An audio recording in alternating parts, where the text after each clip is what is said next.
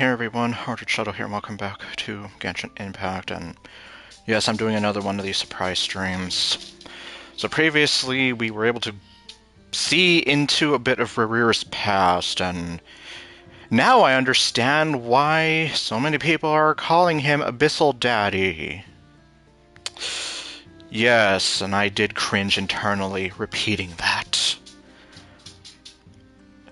And essentially, we were also kind of getting to see his grand design of his plan of trying to hunt down Columbina and nearly killing her that one time.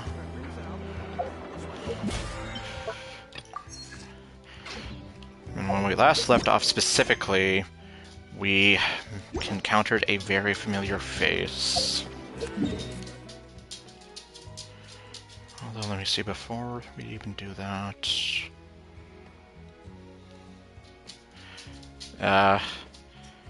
last night I saw that we had one of those anecdotes here, but with Yanfei. I guess I missed that one. The one that we have here for Enefa is actually here still. Go figure. In any case, let me see about getting this one done before that one disappears too, randomly. Okay, I guess we're gonna go inside of Einel's house.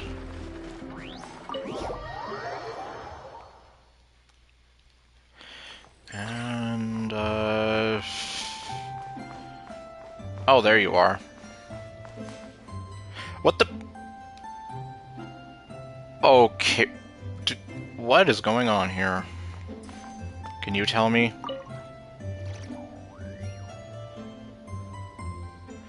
No, I think they're both asleep.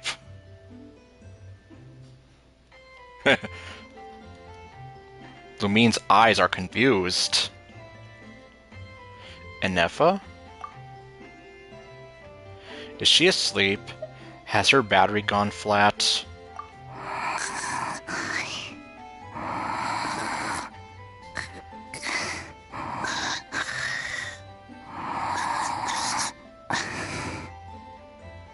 Okay, I was wondering, how long does her snoring go for? Well, I mean, Enefa being here is not the weird part. The weird part is Yehoda in Ainol's bed. Why is Yehoda just standing there? And she's... asleep? What do you mean standing there? She's laying down. Ugh. Hey, what's going on here? Paimon feels like it's a bad idea for us to leave. Maybe we should ask Aino for help. At this point, I don't know who to go for help. Keyword detected. Meditative state suspended. Oh. Whoa! You gave Paimon a fright! Do robots need to meditate? No. However, it was Yehoda's request. She asked me for a detailed analysis of the steps required to meditate and to mentor her as she practiced relieving her stress. And she's doing that in Ainol's bed? Yehoda's so stressed that she's gotta meditate to cope with it all?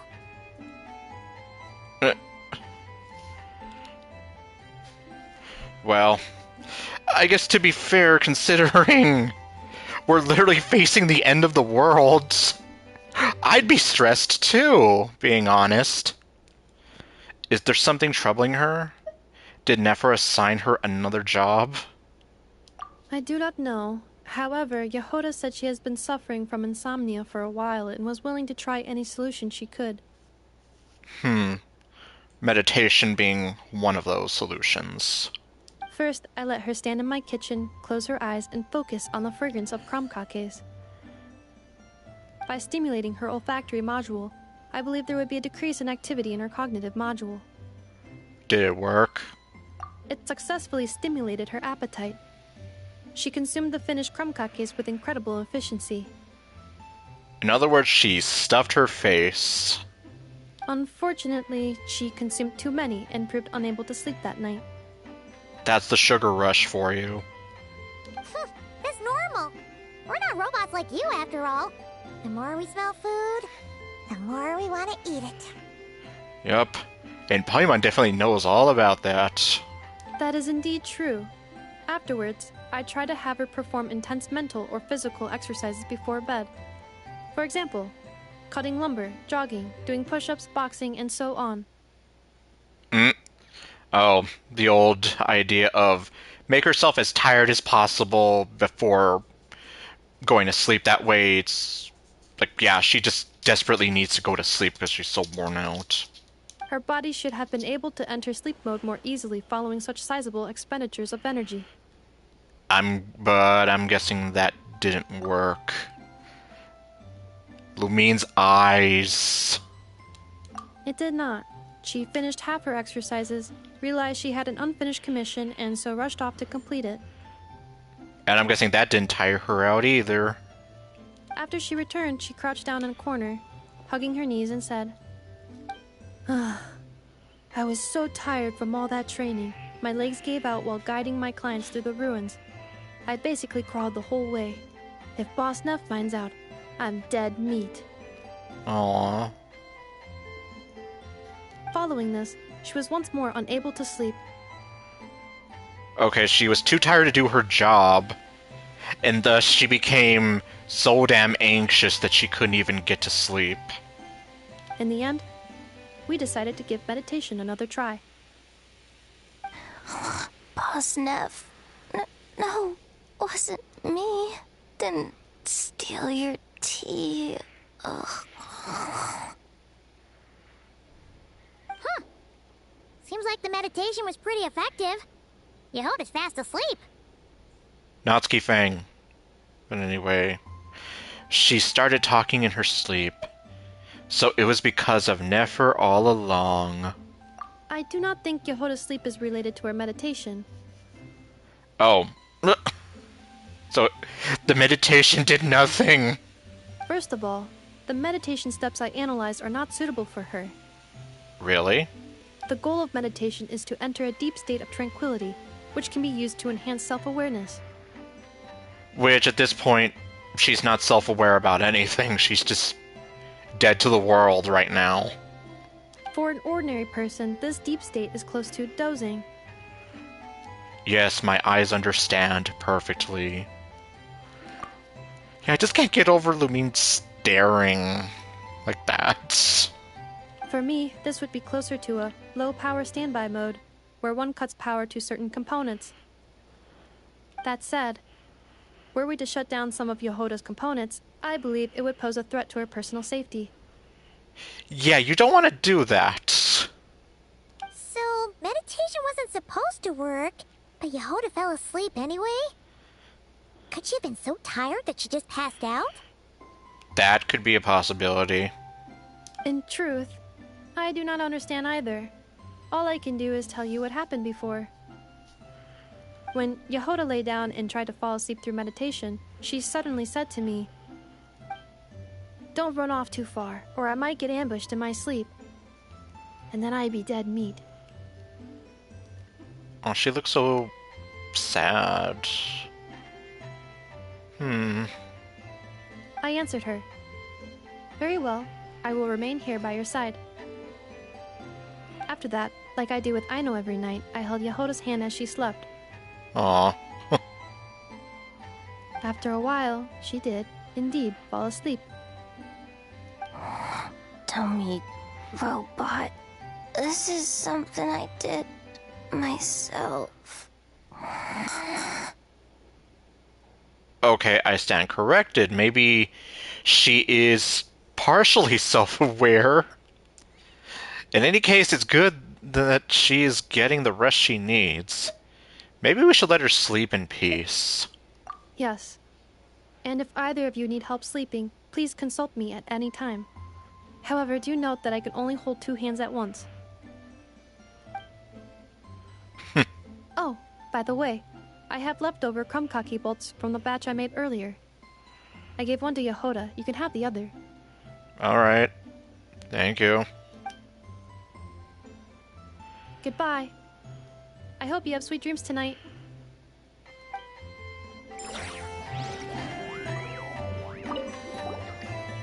Do you need any assistance sleeping? Since Yehoda's asleep, I have one hand for Paimon and one hand for you now. Okay.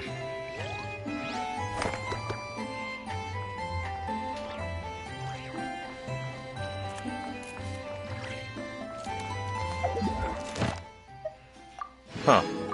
And doing one of those actually counted. Oops. Okay.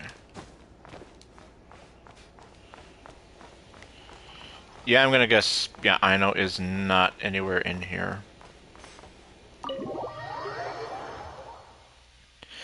Of course, I wouldn't be surprised if it's one of those cases where, oh, the character won't show up unless they're programmed to be here. Oh, oh, she's right there, though. Okay. With charge.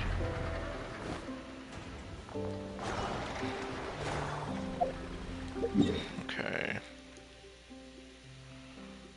Let's see, is there anything else?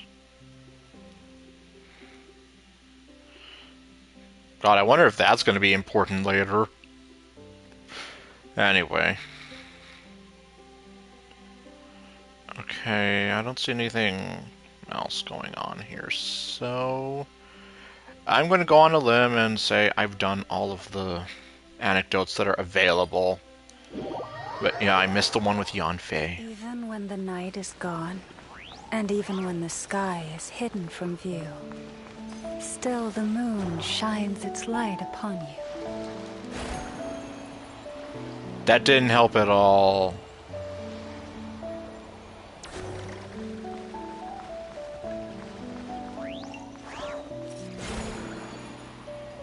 No, that's fine. I can just head over this way. Oh, okay, this is where we're supposed to go. But first, let me see. Can I take this thing down? Well, I'm gonna try it.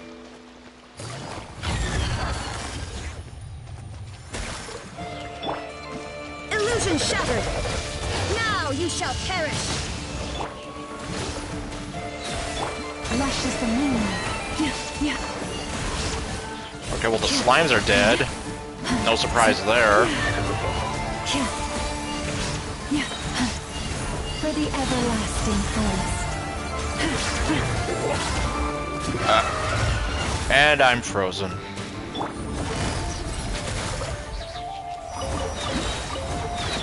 There is no escape! Oh, great.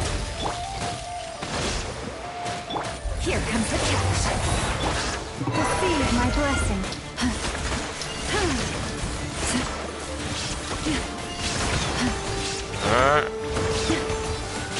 Damn it. Freaking hell. Allow me! Illusion shattered! Billowing surge! Alright, alright, alright, alright, alright.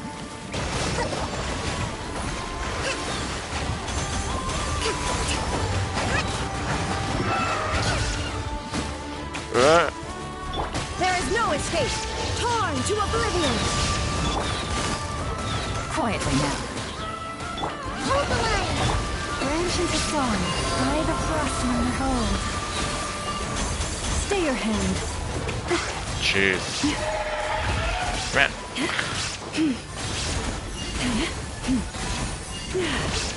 Almost dead. There.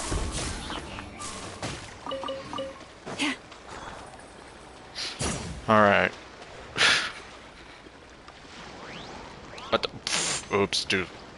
That was too close. In more ways than one. Anyway, is it remarkable? I'm gonna say it's remarkable. Perhaps this treasure has been waiting for you all along. I mean, it literally was just right there the whole time. So... You're not wrong. You're not wrong, Lauma. Alright. Let me see. Allow me! Let me just... I don't know what we're gonna need here, so I might as well try and heal her up. Yes, it's like I say, you never know. Enter the meeting place. Oh, okay. It's a relief to see you all made it back in one piece. Yeah, I know. Huh? Feels like there's quite a few people missing. Where's Flint's and the others? And what about Nefer? I returned ahead of them. Flint is helping Aino and Anefa to set up the decoys and buy some time. As for Miss Nefer... He says as he looks at you, Hoda. Boss is still wrapping things up on her end. She sent us back to fill you all in on the top secret intel we've been gathering. I see. Then let's get right into it. But first, who do we have here? You brought someone else in to help? That camera angle, though. Greetings. I was invited here to help as a longtime Tea Party companion of Columbina's. You may call me Arlecchino.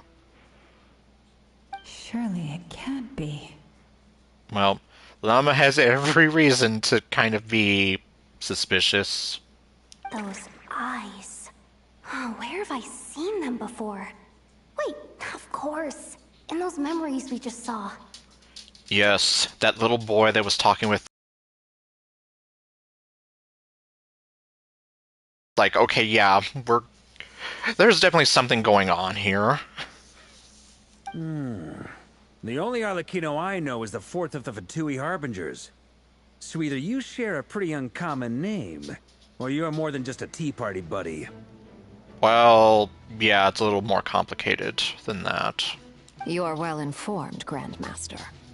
A man from Mondstadt living all the way out here in Nodcry, and yet the people and affairs of Snezhnaya seem to hold a special place in your heart. Well, I definitely missed hearing her voice. Oh, the feeling's mutual. Sounds like you know all about who I am, too. A Fatui Harbinger. Yeah.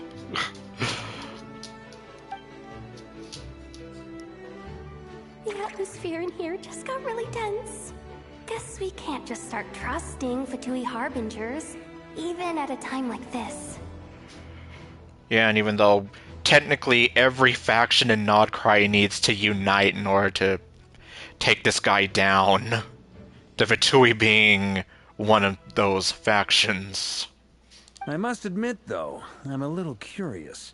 Seeing as the Moon Goddess no longer belongs to the Fatui, what makes you so willing to put your neck on the line here?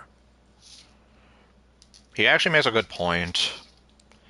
Nor does Nodcry belong to Mondstadt, Mr. Varka. Yet still, you're fighting for it all the same. Touché. Things don't always have to have a tangible payoff. Sometimes, stopping things from spiraling out of control is a higher priority than chasing the spoils of victory. Yeah, and we kind of definitely saw that when it came to the Fontaine story. Like, she was doing everything she could to help the people of Fontaine.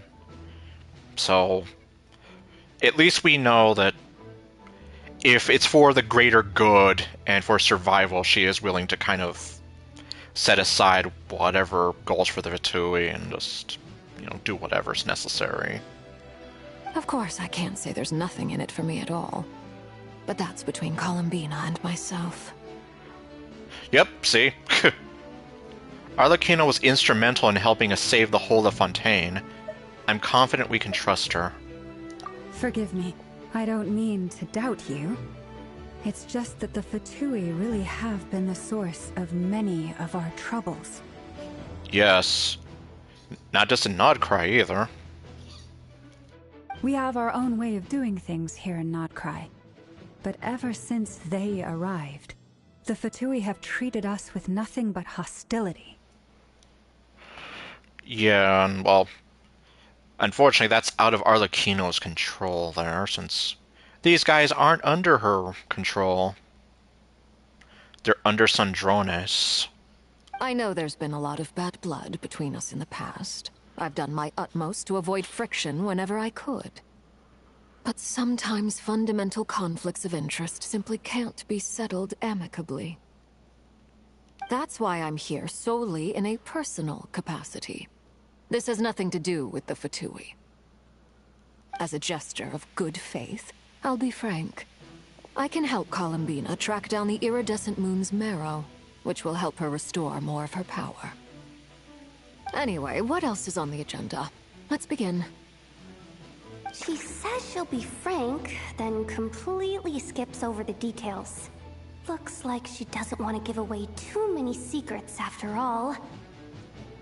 But she clearly wants to change the subject. It'd be awkward if I tried to bring it up again now. I guess we'll just have to go along with it. She's the fourth of the Fatui Harbingers after all.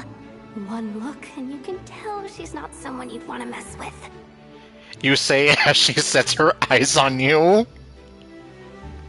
But you're not wrong. You're definitely not wrong, Yehoda.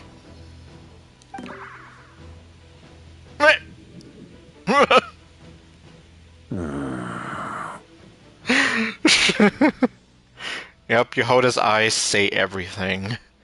Also, Natsuki Fang. Well, since Miss Arlecchino sounds confident in her ability to handle that, we'll proceed to the next topic. Yehoda, time to share that top-secret intel. Alright, listen up everyone. First, we now know that Rerir was originally a Conrian secret agent whose primary mission was to hunt down and assassinate the so-called Dregs of the Crimson Moon. The Dregs of the Crimson Moon? That definitely got her attention. Yeah, essentially, pretty much anybody who had those eyes. I believe, if I remember right. In the memories, there was a lot of talk about the Crimson Moon and Eclipse, and a whole bunch of other stuff from the time of Conria. And Columbina obviously knows something. To my knowledge, those were the names of two different Conrian dynasties. Long, long ago, it is said that the people of Conria worshipped the Crimson Moon, drawing a mysterious power from its reflection.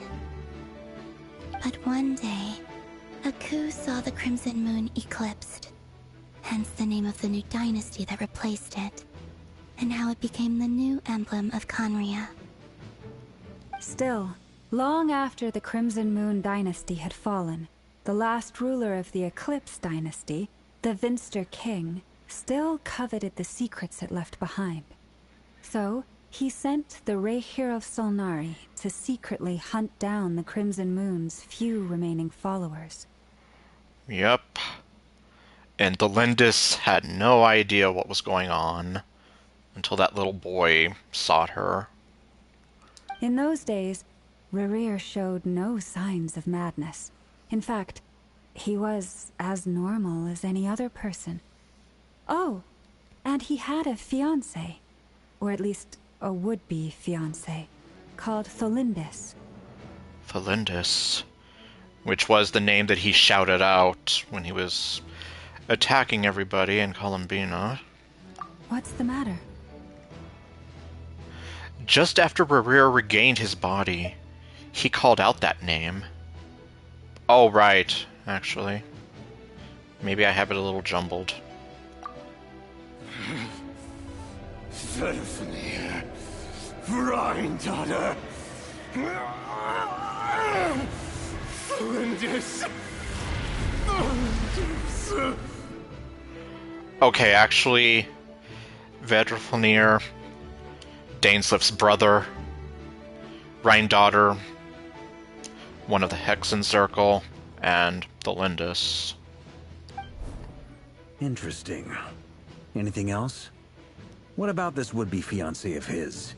Do we know anything about her? Not unless we were able to look into the past again. Well, she was a researcher at the Universitas Magistrorum, but it felt like she was hiding some kind of secret. Meaning Rerir wasn't the only one hiding something. Oh, and one more thing. For some reason, Rerear's fragment also contains some of Thelindis' memories, though only a very small portion. Well, no shortage of potential leads, I'll give you that. In any case, it sounds like we can conclude that while Thelindis was still around, Rerear appeared to be lucid and quite normal. Yeah, pretty much. Thelindis, it seems, must have been the one thing in this world that he couldn't let go of.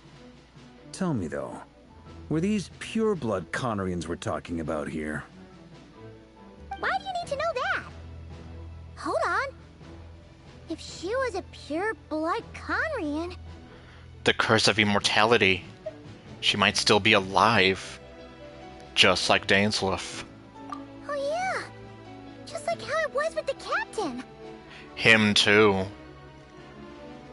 At least until he basically took... or made that whole deal with Renova.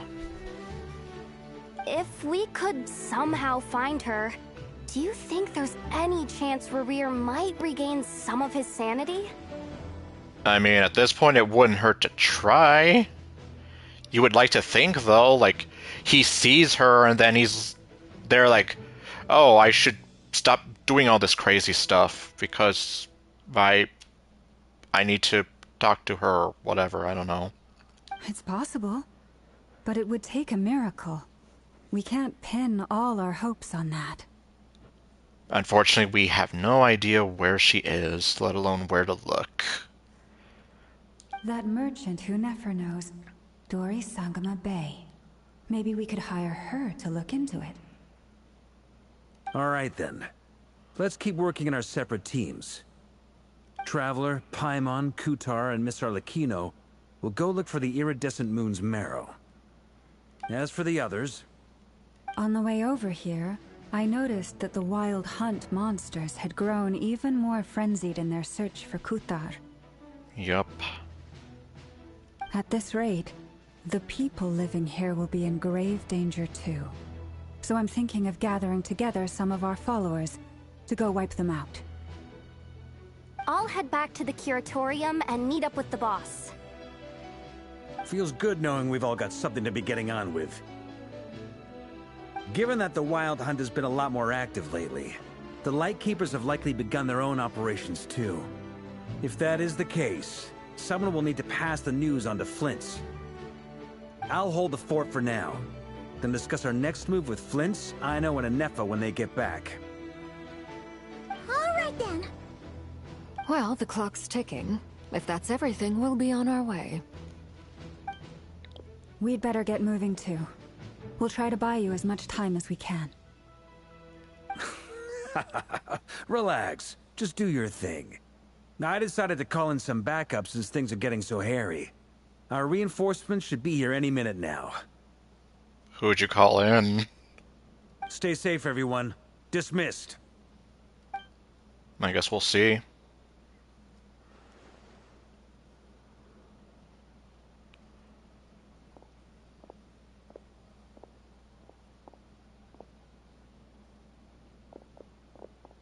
We're back. Did we get here a little early?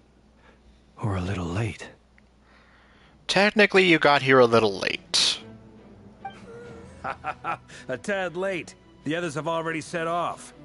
To summarize, our resident moon goddess has found us a new ally, and Boss Nefer has uncovered some promising info. Everything going smoothly on your end?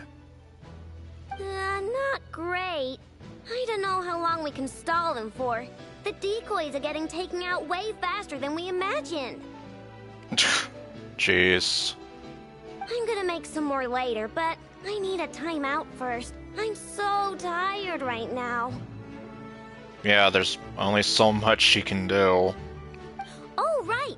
Inefa, could you fill in Uncle Varka on what we just discussed with Flint's? Sure. Uncle Varka, you previously told us about how when you went to investigate a source of the Wild Hunt in Amsvartnir, you discovered that it was just a diversion.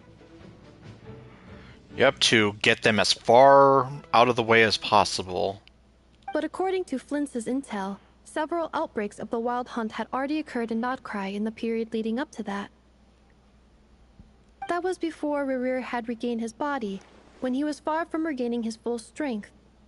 In other words, in theory at least, he still lacked the means to act in two places at once. So someone else is in on this. Flins, with everything that's been happening, the Lightkeepers across Nodcry are rallying to fight back against the Wild Hunt. They're gonna need your help. I know, I'm sure you're capable of coming up with something far more effective than decoys. But for now, you should stay here and get some rest. So happy. And Effa and I will head back over to Amsfartnir to see if there's anything I missed. I told you Uncle Varka would say that, didn't I? A deal's a deal. Not a word about my snack intake for the next week. Oh, jeez. Database updated. Reliability of Aino's predictions increased. What does that mean? It means they met a bet on the way over here. Aino was wrong, or Aino was right, and Effa was wrong, and now she needs to make a mental note of that in the future before making any other bets. They were betting on how you'd respond after hearing their intel. Yep, I knew it. It's the obvious choice, isn't it? That's hardly worth betting on. We already decided that Anefa should go investigate the situation over at Amsfartnir on her own. You might as well stay here and keep watch. Someone needs to hang back and oversee our strategy meetings. And besides, you still haven't fully recovered from ambushing Rerir. Okay, so that's what was going on. So I've ended up with the easiest assignment. Well, I appreciate it, everyone. See you when you get back.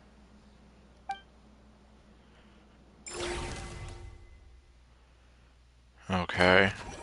Silvermoon Hall.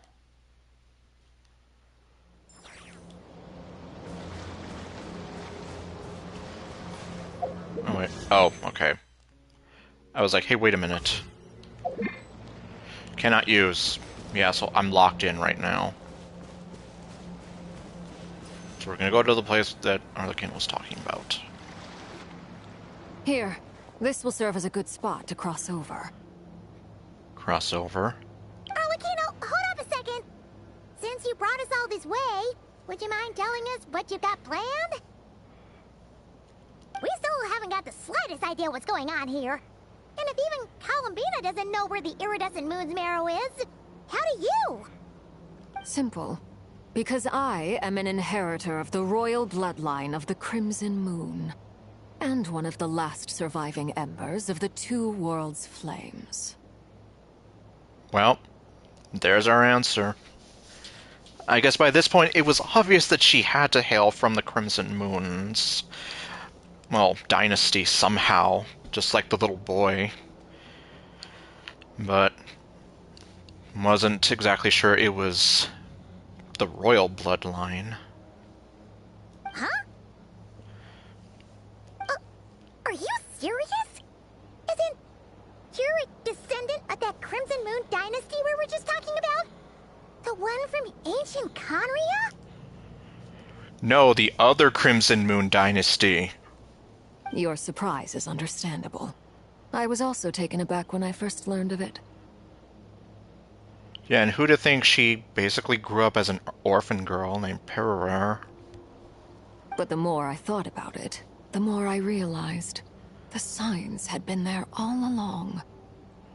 When I was young, I discovered I could wield a very special kind of fire. It coursed like blood through my veins and smoldered away inside my nerves. What's more, whenever I experienced strong bursts of emotion or drew too deeply on this power, it was like some kind of presence within the fire would begin to gnaw away at me, consuming me from the inside out. Your hands. Exactly. That is why my hands are like this, too. At first, I saw it only as a curse, but once I became a harbinger, the jester apprised me of the truth.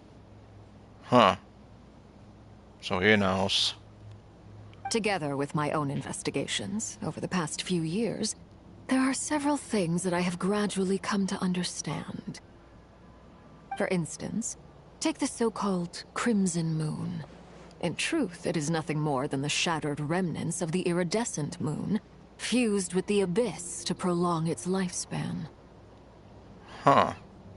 Since this blood flame was bestowed upon me by the Crimson Moon, it is a fusion of the iridescent moon's former power and the corruption of the Abyss.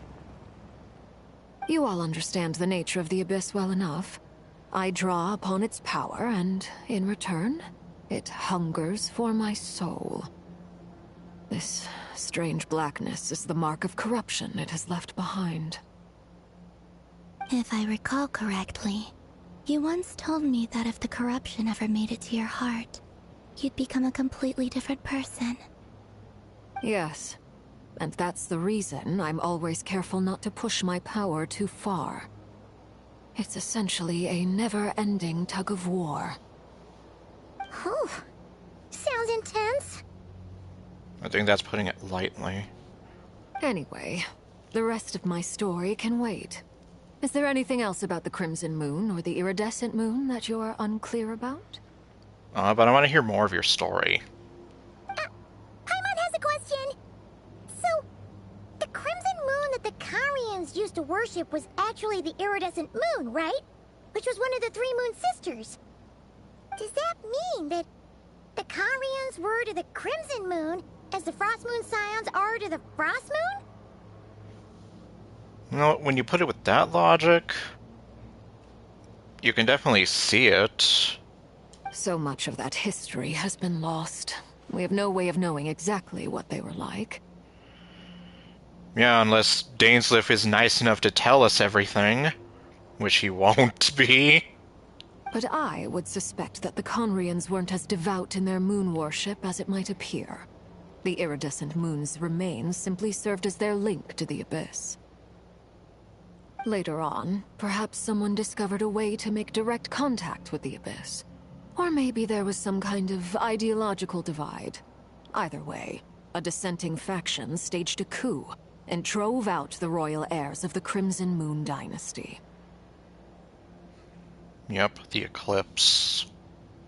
Still, even with the dark sun looming high overhead, the Crimson Moon's glow never truly faded. If you want living proof, it's standing right before you. Yep. The first time we met, I sensed something familiar in your presence. When I looked at you, I felt I could see that mysterious red moon in the corner of my eye.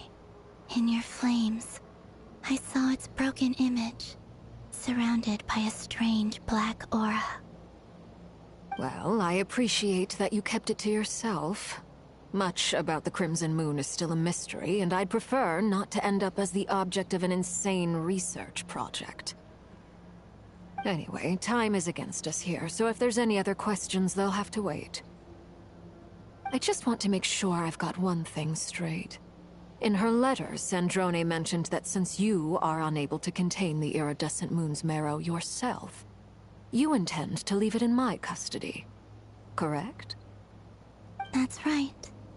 For now, it's the only way I can pay you back for your help. The iridescent moon is already part of who you are, so with its marrow in your possession, you'll be even more powerful than before. And imagine if that translated to Arlecchino herself getting, like, the most insane buff ever. Because I already know that that's happening to a lot of the characters in the early Mondstadt patches. But, well... oh well, I guess we can dream. Although it'll definitely be interesting now that Mona's apparently going to become a lot more helpful and relevant. Anyway. Deal. Then let's get started. Get what started? What does this place have to do with the Crimson Moon? Everything. I don't know. When I first became a Harbinger, the Jester gave me a book called Paranhari, also known as Leobranto Inamorato. You should be able to buy a copy next time you're in Fontaine. It's a love story set in the Crimson Moon era. But setting aside the tangled romances of its characters, it also records a few interesting details. In the Crimson Moon era, or so the story goes, there was an orphanage that received children from beyond the bounds of this world, and subjected them to a peculiar induction ceremony. Beyond the bounds of this world? For real? And what kind of induction ceremony? The Crimson Moon sages looked beyond this world for beings with powers that surpassed the gods. But fearing they might lose control, they subjected these children to a process of refinement. They made these children crawl up a fireplace and kept asking them, "Have you died? Did you see it?" Until they finally admitted to having died and seen a crimson moon. So in other words, literally breaking them to the point where, well, to this point.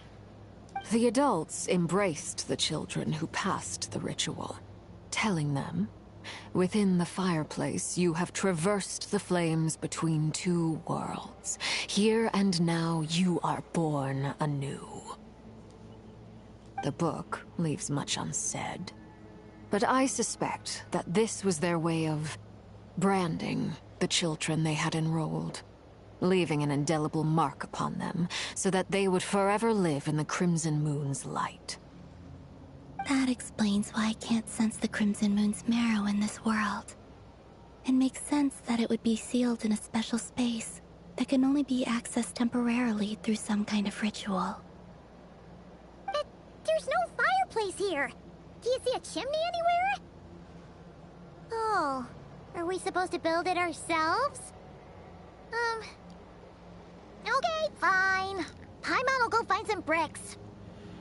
Lumine's eyes. That's right, Paimon, we're gonna put you to work.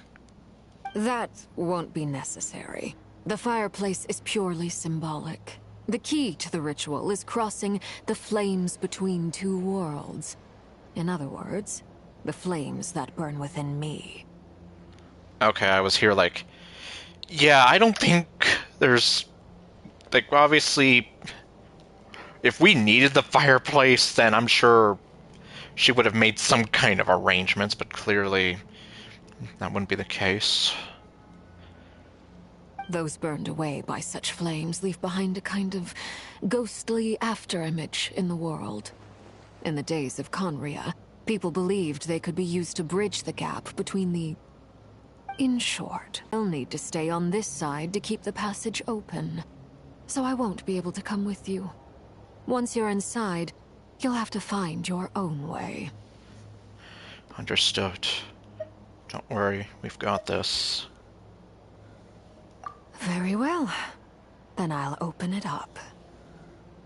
Traveler, spare me a little more moonlight if you would. I may need it.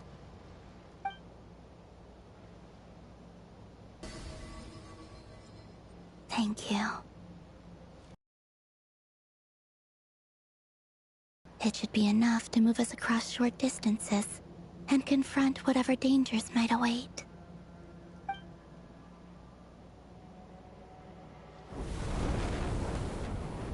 Mistress of the seven hues of ages past, great mother of the present, crimson-clad sovereign of the two realms, by fire severed, by fire renewed, I offer myself now and beseech your descent.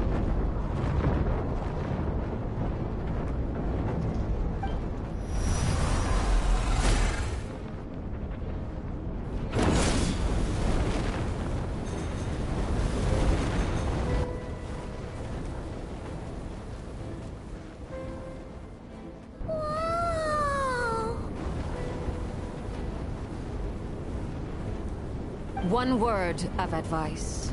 As you're crossing over, no matter what voices you hear, do not answer. I'm pretty sure we'll come to understand why. sinister gloom inside, but also the familiar light of the moon. I feel that I am about to meet an old friend who has changed beyond all recognition. All right, let's go.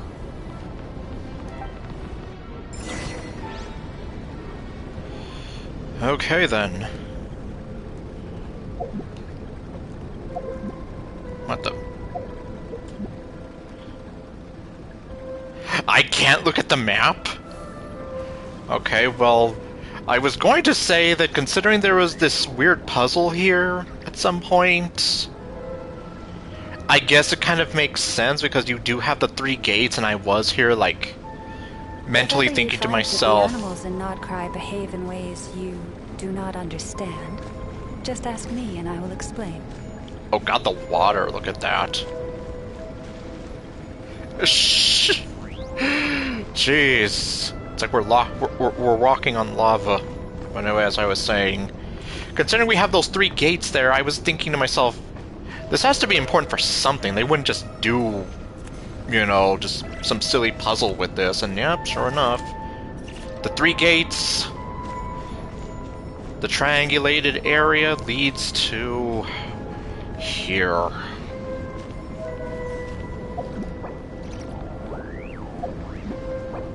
Dang it. You better let me choose who I want. Because I don't know if these 4 will cut it. Oh, I can just... Okay. Good to know.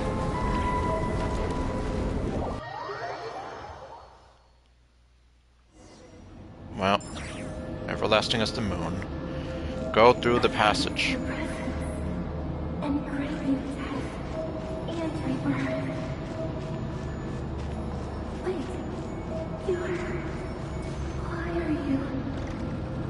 Wait, is that the Lintus?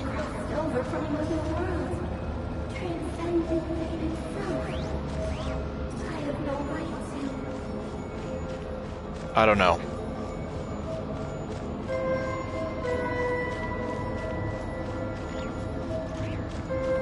Oh, that would be crazy if it was the Lintus.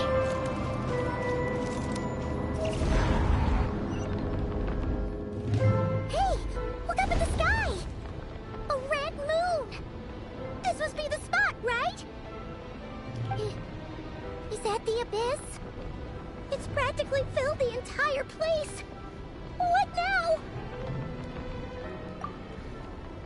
Jeez, though.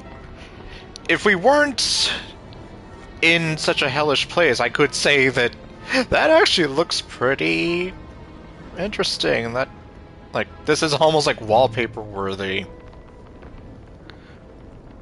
Just that kind of effect going on with the moon, but anyway. What a tragic sight. Fragments of your broken body, seized by the abyss, and hung up aloft like mummified remains. Iridescent moon. Was this truly what you wished for? Looks like there's only one way through here. Let's keep going and see what's ahead. Careful! There's something spooky about this place. Feels like something is lurking in the fog. And I guess it's very convenient that I'm playing this so close to Halloween. And ironically, I'm also playing this on what would have been Darlene's birthday. And of course, as I've mentioned quite a few times, she was actually a huge fan of Halloween, so... Anyhow. Paimon's right behind you! Whatever you do, don't run off without her! I'm running off without you! Okay. Well, here's to hoping we don't need to fight anything, although, let's be real, I probably am. Well, on the flip side, then let's hope that I survive this. Oh. By the way, Kalamina, didn't you tell us that the iridescent moon had shattered into pieces? The moon up there looks pretty old, Paimon. How is that possible? Well, can we go over here? We can. Up to a certain point. Okay, what I was going to say is we have this thing here, so let me see. Yes, thank you. Because, yeah, I'm just here like...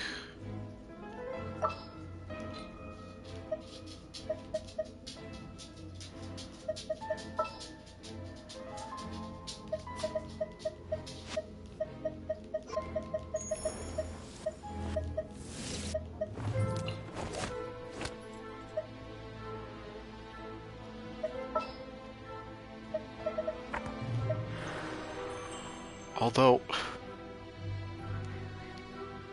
Well, I guess on a bit of a technicality... Let me see. On a technicality, I'm just here thinking... I could replace... Nahida with... Lauma. Well... Maybe this'll work. Just maybe.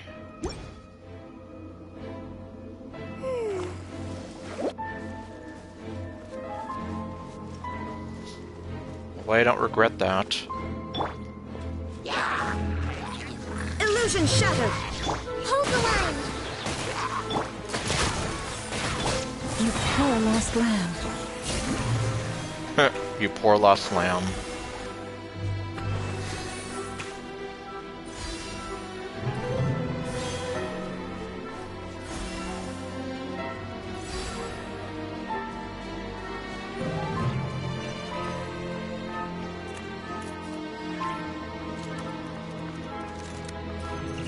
Just like I thought. It was only a facade. So it looks whole on one side, but it's fractured on the other. Kind of like a dark side of the moon sort of deal. Except instead of the dark side of a moon, we have a fractured side of it.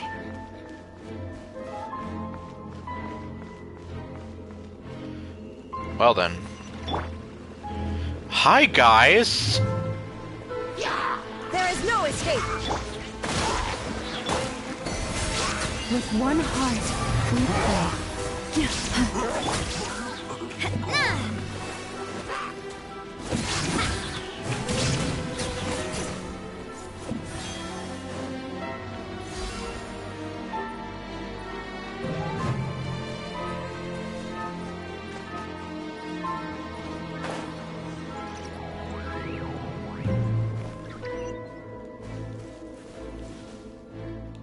Yep, we're definitely getting a nice close-up view of it.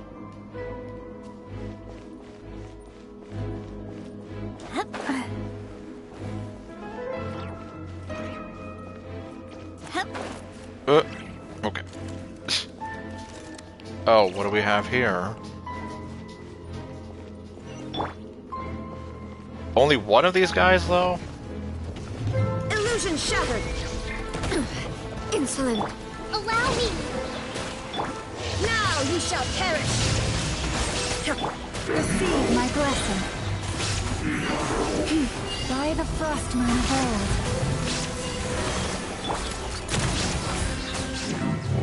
old. Dead.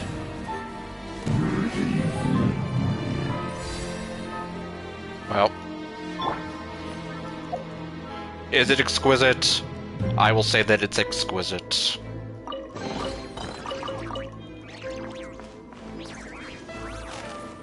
Okay. Oh. Oh, I'm so sorry. I didn't realize that you could... Never mind.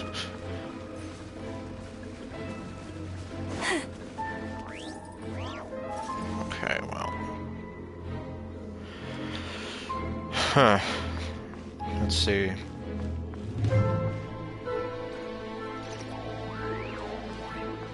Though I'm pretty sure we're not done yet. Even though we're literally so close.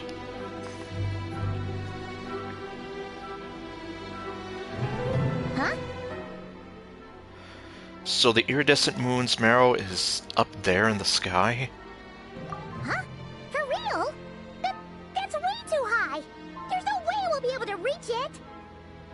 Sure we can! We just need to climb up those mountains and then we jump as high as we can and hope we land on it. I don't know.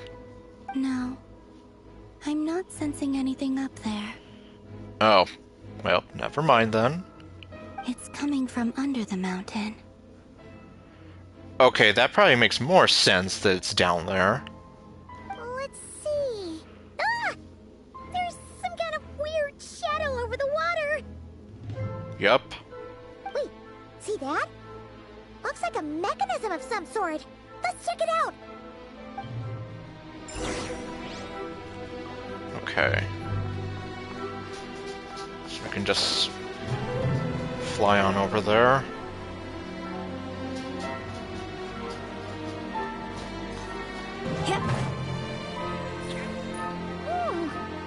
Looks like a device from the time of Kalia.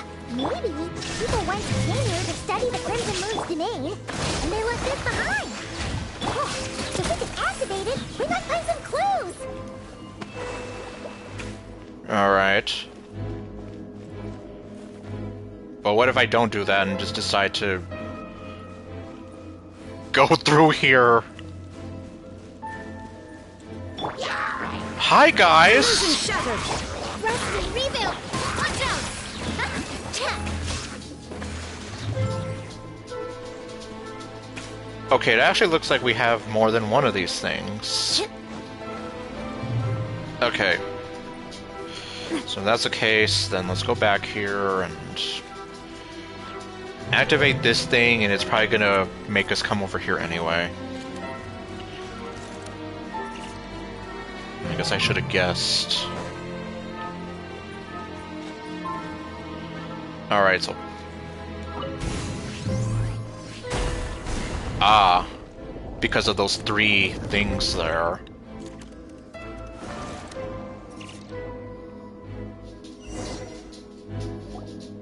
Hey, look at that! Now that the mechanism's running, the shadow in the water looks different. Do you think these mechanisms might be the key to unlocking the secret? Let's try to find more of them! Well, way ahead of you there, because I already found another one. Thalindis, we'll leave the rest of the research in your hands. We'll be heading back now. Oh. Well, what do you know? We actually get to see Thalindis for ourselves. I hope this isn't ruining date night. Wait, what? Oh, I was like... Wait, don't tell me that Thalindis is cheating on him, because... Oh, God, man. But okay, so it's Vilwis who's saying, hope this doesn't ruin date night. Ugh. Mind your own business. Just leave me some snacks on the table. Thalindis? Is that Rear's girlfriend? How come we're hearing her voice here? Didn't Nefer previously mention that she was a researcher at the Universitas Magistrorum? Oh yeah! So, do you think she was studying this strange space all along? Well, if she really was hiding a huge secret of her own, this would definitely be one hell of a secret. The Abyss has made this space extremely unstable. Maybe that's why some of the things she said and did were preserved here. Like echoes. Or after images. Whenever I see this view, it takes me back to a poem from my childhood. Waning moon, oh lifeless damsel, weeping on the mountain crest. Mourning still in wistful tone, her fragile soul now laid to rest. For me, of all people, to be here investigating the mysteries of the Crimson Moon space. Is it a coincidence? Or something more?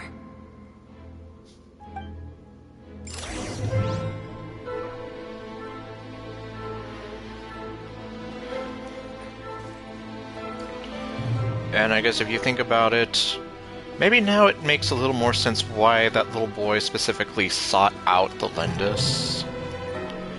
Because she was looking into this space for the Crimson Moon here. Or of the Crimson Moon, I should say. Oh, looks like the Abyss has messed up this mechanism. We need to find a way to get it working again. Let's see if there are any other devices nearby. Okay. So we have to get a device to get the device to work? Oh, well, in any case. Hi, guys! Hold the line. With one heart, we pray.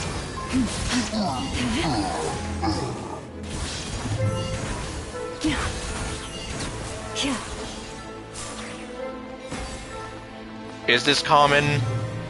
No, it is not. By no means is this very common. And once again, sorry for that. I'm sorry, Loma. Okay.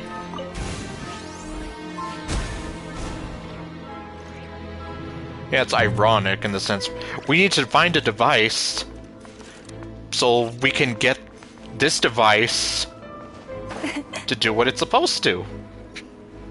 Go figure.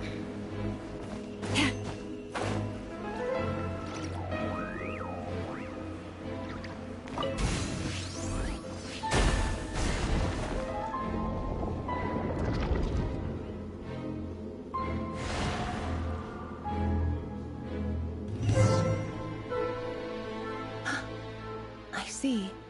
So the moon marrow, or rather the power of the 3 moons, is the key to unlocking... Now we'll never know. If it really does exist, then maybe this madness can finally be put to an end.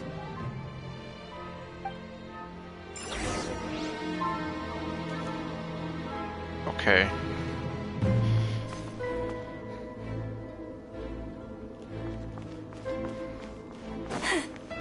Let's see. It probably would be easier to just head back up here and then fly on down.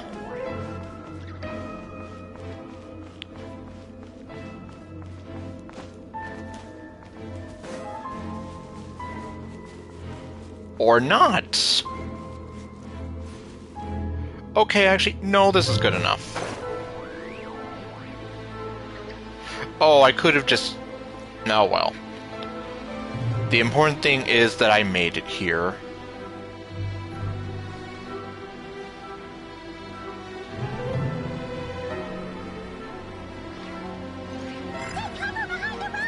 Oh, jeez.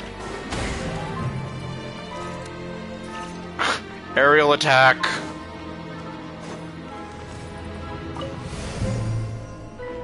Okay. That was it. Well, that was easy.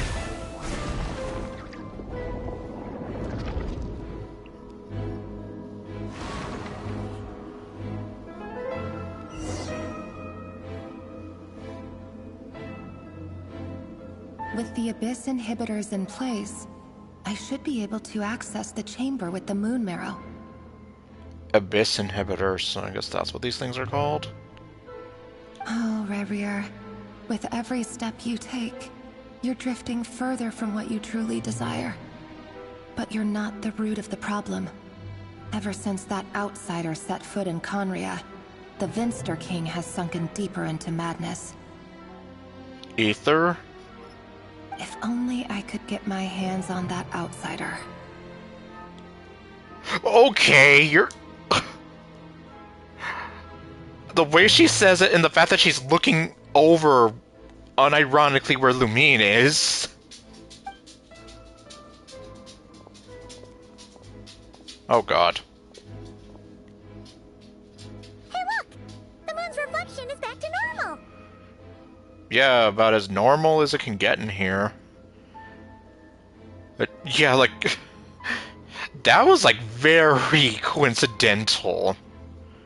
Yeah, I'm pretty sure she is talking about Ether, because who else would it be? An outsider from 500 years ago?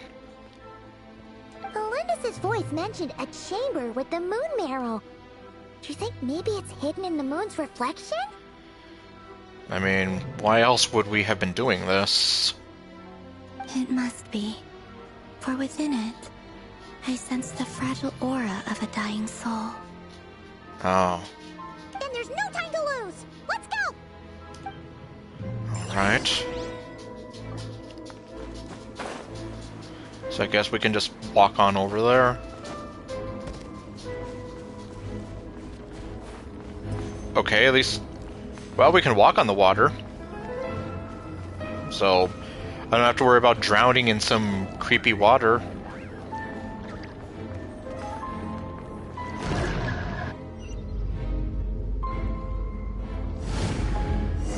Okay, now we're here. Sever the abyssal fetters. These things are so creepy! Looks like we'll have to destroy them if we want to get to the iridescent moon's marrow! Oh, okay, that was weird. I guess I was too far away?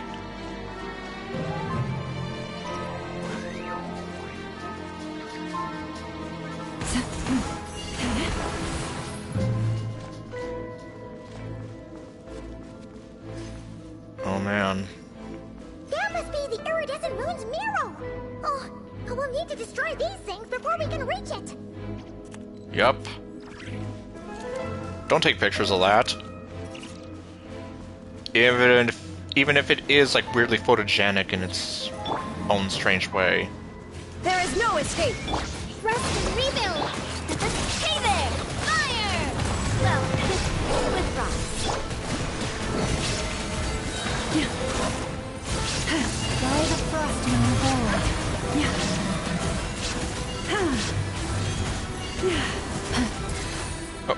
Oh, it's... No, okay. I was like, I knew it. It's not dead. Hold the line! Inazuma shines eternal! Okay. So let's destroy this one.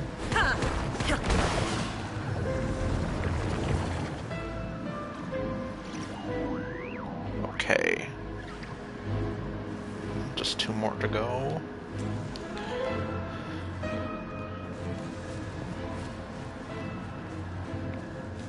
Okay, let's see, can I...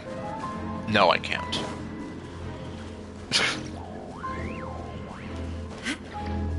Guess we gotta do it the old-fashioned way. Oh! Shine down! Why am I not surprised?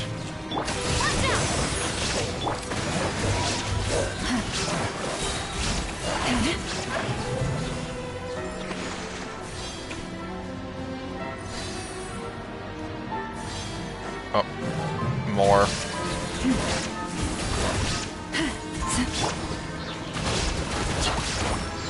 There is no escape! Coming at you!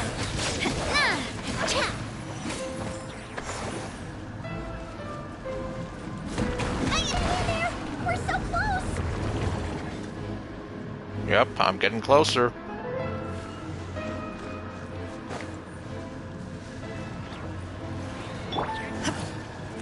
Illusion shattered! Rest and rebuild!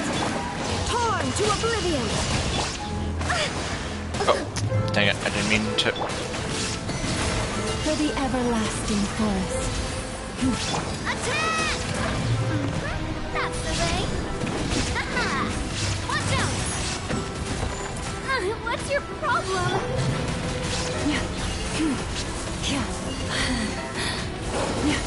Oh, Covenants of the Deep!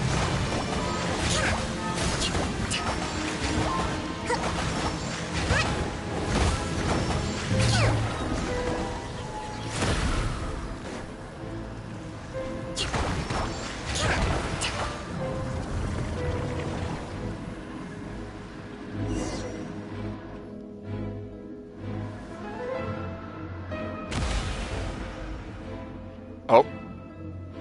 There we have it. I finally did it! The iridescent moon's marrow. still burning away like an undying flame, yet now contaminated by the abyss. It has taken on a new form entirely. It's literally like she said before we entered this place. Like she's meeting an old friend that is, well, been changed beyond recognition or something like that. If we can purify the abyssal power within, we should be able to obtain its untainted essence. Leave it to me.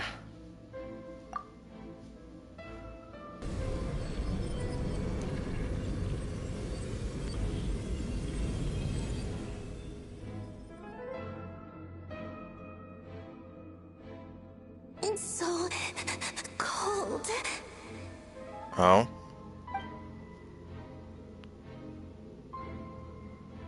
Is it you? Are you here? Huh? Are you talking to us? At long last, I can see you once more. Our fates have crossed, and I am finally free. I'm sorry, I lied to you. Even knowing what was to come, I still couldn't let go of the fear in my heart as death drew near. I'm honestly not sure who you're talking to, but... The moment the moon shattered, my body began to split apart piece by piece. Like I was being cut into pieces by 1,000 blunt blades. My thoughts scattered as the cold crept in, but I could not bear to fade away like that. Tell me, what was it that brought you to us all that time ago? If only I had possessed your courage, then I might have been spared this torment more painful than death. You look so puzzled. That's how I felt too when I first saw you. But trust me when I say that everything happens for a reason. Farewell, Hypo.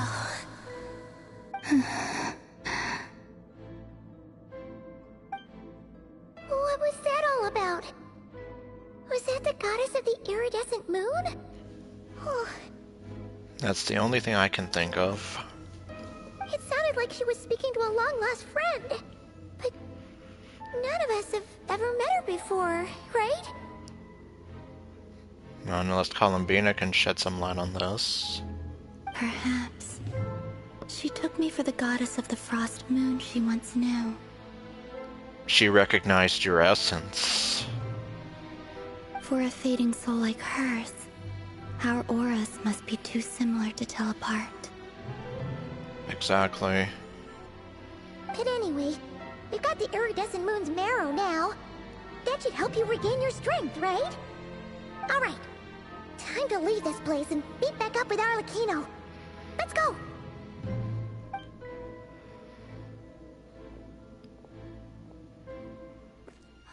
That's odd. This place looks different than when we came in.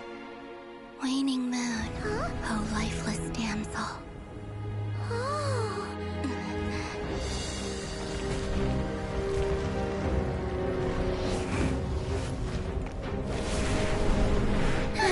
Hurry! The place is collapsing! It wants to trap us here.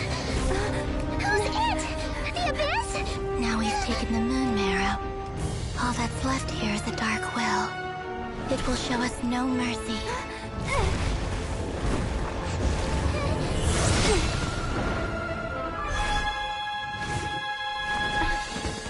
Give it back! The crimson moons! My marrow! My heart!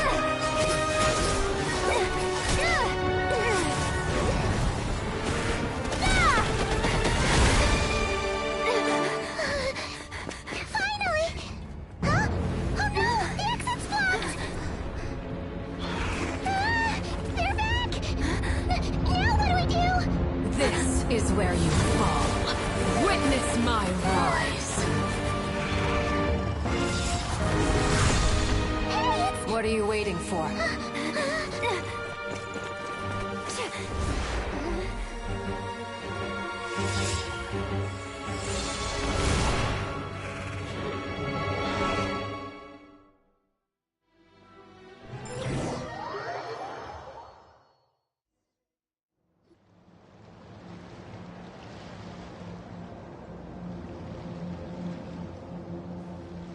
Oh, we made it! Yeah, we sure did, after all that. Was that you, Arlecchino? Did you save us? No, it was just somebody who sounds like her and kind of talks like her. It can use the same powers as her. Wait, your hands! They're...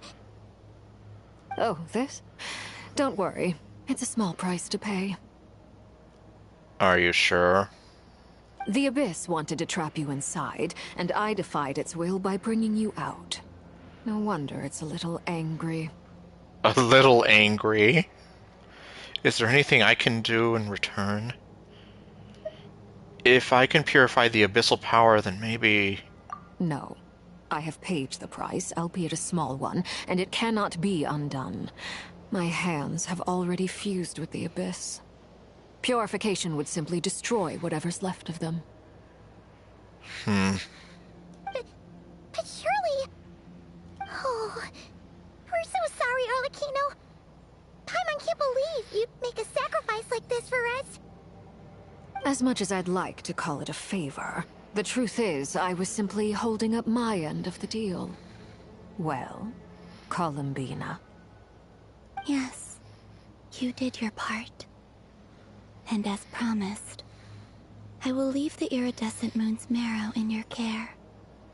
From this day forth, may the two worlds' flames burn ever more brightly.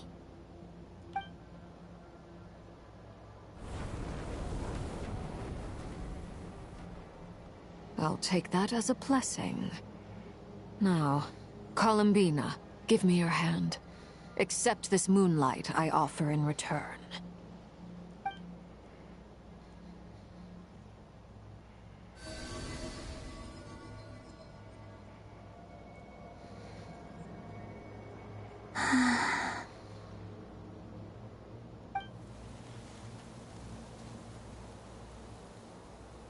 Feeling stronger?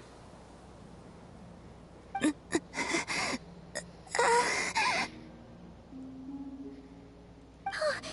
Columbina, are you okay? I'm fine. Our powers are a little at odds, that's all. By the Frost Moon's authority alone, wielding the power of the other moons was always going to be a stretch. Still, I think it's fair to say that your strength has returned. At least to the level it was at as Third Harbinger. It's still not enough. There's no way I can hope to challenge Rayrier like this. Just one more ray of moonlight, if you would. Please, Columbina. Don't push yourself too hard. It's okay. I can take it.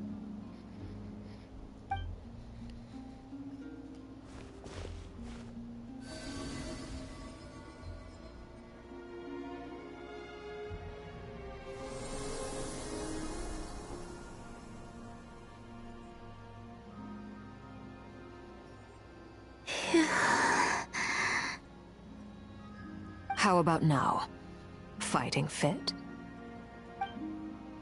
At the very least, I won't have to stay hidden like before. I want to see him gone from Not Cry. The Rayheer of Solnari and his wild hunt must be sent back where they belong. Well, it's good to have something to aim for. You certainly seem more alive now than you did earlier. She even sounds a little more... like... well, not to say alive, but... something in her demeanor definitely changed. When I first met you, you didn't strike me as a ray of moonlight. More like a wisp of fog drifting in from who knows where, ready to scatter at the first sign of a breeze. But now, you're full of vitality, just like the Frost Moon, once the brightest of them all. May you keep shining, Columbina. This is who you are. Thank you. Look after yourself too, Arlecchino. I know you have plans of your own, and that's why you're always seeking to grow stronger. But whatever you're after, don't let the Abyss take a hold of you. I do not wish to see you go down the same path as Revier. I appreciate the concern, Columbina. Although perhaps it's time you took a new name. A new name? Kutar, the Moon Maiden, Columbina. They're nothing more than code names. They describe who she is and the roles she's played, but they're not her real name. We often use code names in the House of the Hearth, too. But it's knowing your real name that keeps you grounded. Up till now, you've been living a wandering life, so you've probably never really cared. All I'll say is this. Once you've defeated Revier, give it some thought. All right, that's it from me. I'll get you back safely first, then go meet up with Sandrone. You're the best! Let us know the next time you need a hand. We'll be sure to return the favor. I appreciate the gesture. It speaks to your good character. Anyway, let's get going. There are more urgent things to do right now than trade compliments.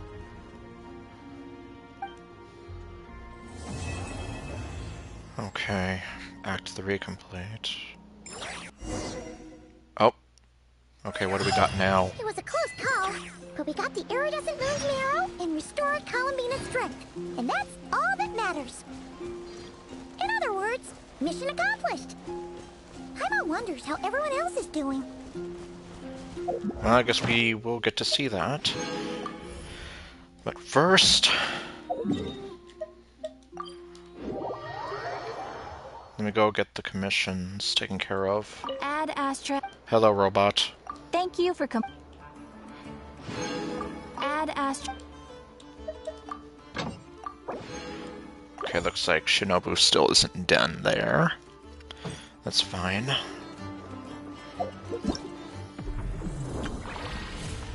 Oh yeah, this thing. Well, I can probably take care of that on Friday's stream, so I guess I'm not too concerned.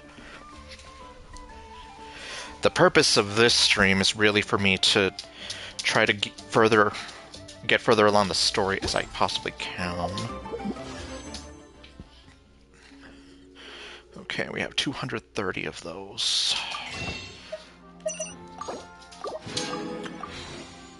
To survive hardship. Oh. Oh. Oops. For hardship. Messed that up. There we go. Okay. So Act 4.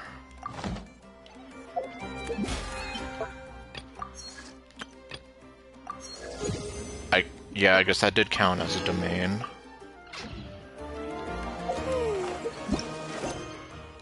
All is foretold. Oh, okay. Let me just see real quick. Okay, nothing over here. Alright, well, if that's the case...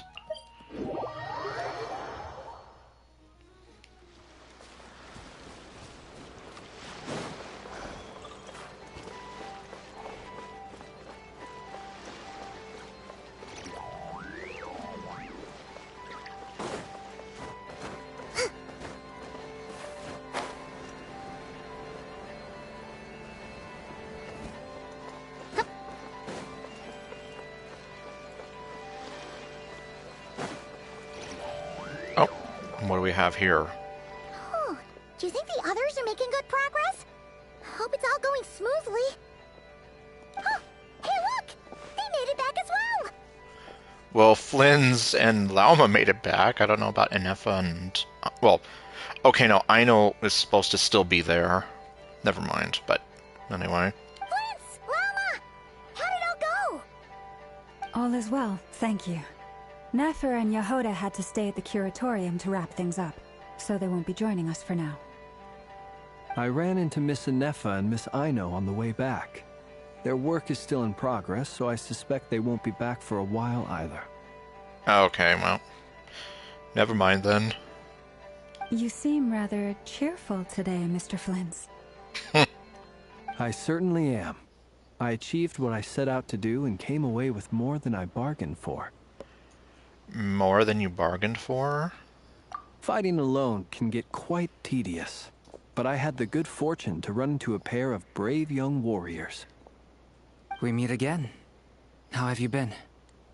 Well, well, well. And what do you know? You got your voice back, too. Albedo! What are you doing here? It's been too long. I'm guessing you're here to see Varka? That would be a natural assumption to make. It's also the correct one.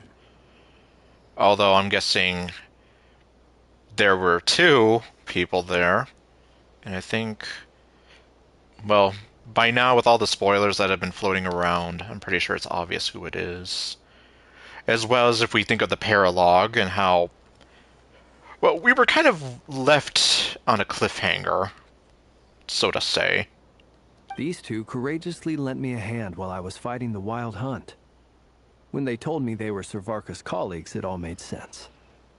And given how people of outstanding talent tend to cross paths, it's no wonder you're already acquainted.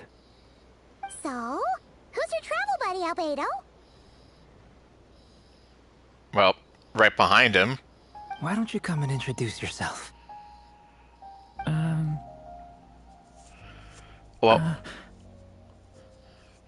wow, Durin's voice doesn't even sound like it once did. A gentleman of few words, I see. And a rather stern countenance. I presumed you were acquainted with him. Is that not the case? Well, I already kind of spoiled who it is, but... wait, those horns. You must be... It's nice to meet you.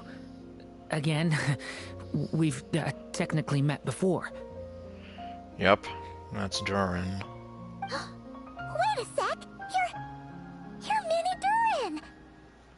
Well, he's not so mini anymore. That's right. It's me. I'm glad to see you again. Ironically, he almost sounds kind of like Razor. I'm not sure who does the voice for him. I guess we'll eventually find out. Eventually. By the way, he says it's okay if you drop the mini. Yes, because like I said, he's not so mini anymore. Yeah, I'm not as mini as I used to be. Literally just what I said. Interesting, isn't it? The first step towards blending into human society appears to be reflecting on whether one's name really reflects who they are.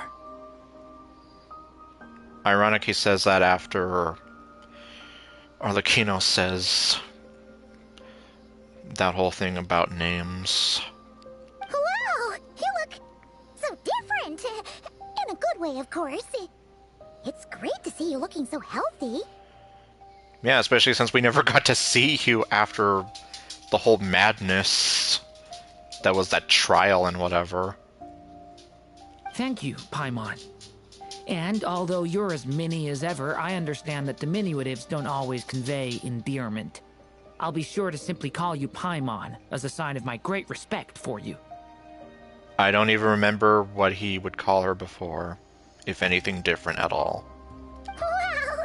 You're such a smooth talker now. Paimon could get used to this. From now on, you may refer to her as your esteemed guide, Paimon. Oh my... don't push her luck. I actually think a diminutive is warranted here. Little Paimon is pretty tiny after all. Personally, I think our little Paimon is the perfect size. Unless all the theories are true and she's really a hot goddess in disguise. Well, a hot evil goddess, I should say, because that's the point. Evil. When people call her Little Paimon, it's just because she's so adorable that they can't help themselves. If that's not a sign of endearment, what is? You're absolutely right, Miss Lauma. My brother still has a long road ahead of him when it comes to understanding human relationships. Anyway, speaking of long journeys, didn't Columbina, leave with you? How come she isn't back yet? Yeah, where did she go? She's been catching up with old friends. Wouldn't be surprised if she stopped for a cup of tea or 10 on the way back. Okay, because I was here like... Arlecchino said that she was going to drop in on Sandrone, but... Well, I guess Columbina went with. Uh-oh. People are talking about me. Hope it's nothing negative. Oh. Hey, speak of the devil, look who it is.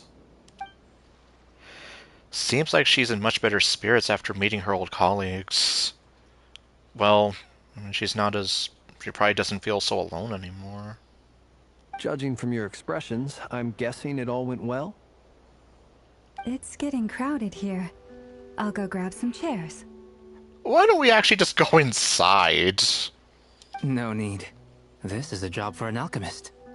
I'll whip some up momentarily. Thank you for your hospitality, ladies and gentlemen, but I was merely escorting my friends back. I'll be meeting Sandrone shortly, as we still have some things to discuss. It's been a pleasure, everyone. But this is where I'll say goodbye. We really appreciate your help. Yeah. Thanks for standing by us. Oh, come on. Spare the formalities. I'm just glad I could help out some true friends. So you consider us true friends? I understand. Well, bye for now, Arlecchino. Oh, this place is hopping. It's probably a good thing one of us left. Otherwise, we might not fit all these people in. You heard all that? Are you saying we're about to run out of chairs? As a matter of fact, I am. Come on in and see for yourself. Oh boy. Okay, Act 4. I'm guessing this will be the last part for this patch.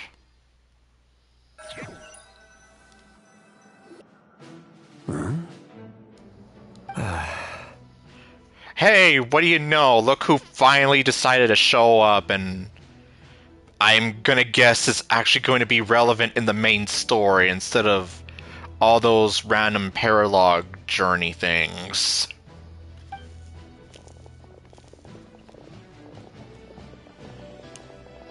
I overheard your little chit-chat outside, by the way. With Miss Columbina's colleague gone, we should be back to the original crew plus the other colleagues I brought in. Who are right here in front of you. Though, it looks like we have another new face. Someone else managed to rope in a colleague too? Sorry. He's probably here for us. Frankly, you and Paimon are the only people I know here. Okay, well at least Dainsleif also has his voice back. This here is Dainsleif, colleague of Tibet's greatest guide, Paimon, and greatest adventurer, the Traveler. Well, not exactly colleagues, more sort of friends. Paimon, go to sleep.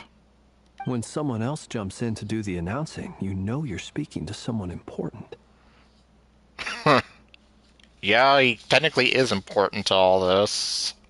Let's hear what he has to say.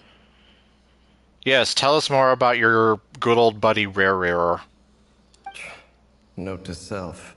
Once Paimon knows your name, the rest of the world will soon follow. When he comes looking for us, it's usually something important. Paimon's guessing you've heard about the Wild Hunt, then. From the looks of it, you're about to hold a meeting. If I were to say that the Wild Hunt is our mutual enemy, would that earn me a seat at the table? As the saying goes, the enemy of my enemy is my friend. Mr. Dainsleif, there's a seat with your name on it. Though, I can't promise the same for everyone else. Hey, Albedo, think you can rustle up a couple more chairs? After all this time apart, Grandmaster Varka's first order is to rustle up a couple more chairs. I've missed this. Is he being sarcastic? I don't know. Hey, he's your brother. Why are you asking us? I've still got a lot to learn about the nuances of human conversation. Trying to decipher Albedo's way of speaking has been like jumping in at the deep end. Oh, good point. Paimon gets you now. Don't sweat it. There are people who go their whole lives without getting the hang of it. You're ahead of the game already. Yeah, and ironically, it's like I still struggle with understanding conversations sometimes, but... Look at you, Paimon. Expert in the art of encouragement. Oh my... I wonder what's taking Nefer so long. Lumine, why were you crying? What? Okay, well. Perhaps you should go and check in with her. If anyone can hurry her along, it's you. It's too bad I couldn't get a screenshot of that. Or, well, wait, technically I can. If I can somehow actually... if I could somehow...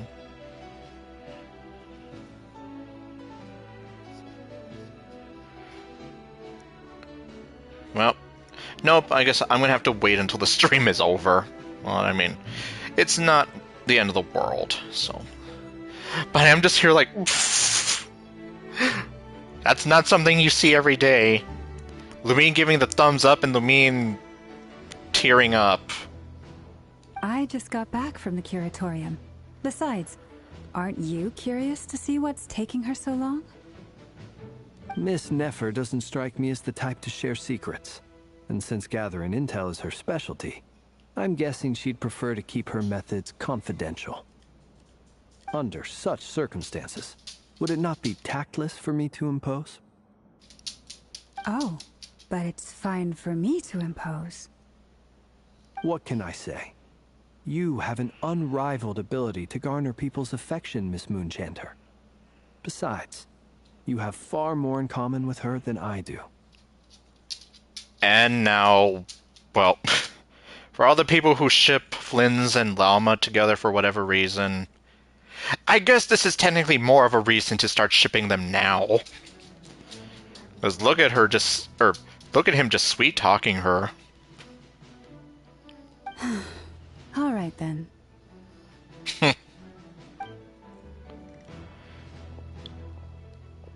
Impressive. She barely fought back at all. I admire your powers of persuasion, my friend. Jeez. As I'm sure Miss Lauma will realize soon enough, the trick in life is to always pitch in with other people's responsibilities so that you can be selective with your own. Another trick is to simply hide in the background. Spoken like a true sage. Anyway, looks like we've got some time to kill before the meeting. Let's take a little breather, folks. And feel free to chat amongst yourselves. We'll get down to business once the other two arrive.